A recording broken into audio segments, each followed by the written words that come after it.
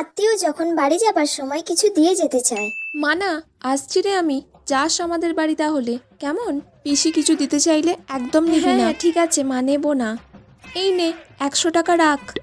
না না না না না, নেবে তো না জানি, এতবার যেহেতু ওর মা বারণ করলো, তাও আমাকে তো বলতেই হবে কয়েকবার। নে না, রাখ না, 100 টাকাই তো নিবি, নে রাখ। এটা মায়ের কথা শুনতে হবে না, তুই এটা নে রাখ, কিছু খাবি। আরে না না না, নিচ্ছেই না যখন আরেকটু বাড়িয়ে দিই, সবাই ভাববে আমি দিচ্ছি। আচ্ছা ঠিক আছে, 100 টাকা যখন নিচ্ছিস না, এই নে ধর, 150 টাকাটা রাখ। না গো, নেবো না আমি এসব, দেখলে না মা আমাকে নিতে বারণ করলো। আরে 150 টাকাটা অন্তত রাখ, কিছু খেয়ে নিস।